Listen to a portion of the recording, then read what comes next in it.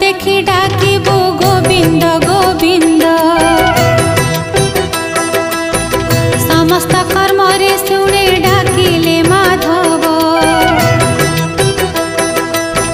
দুঃস্বপ্ন দেখি ডাকিব গোবিন্দ গোবিন্দ।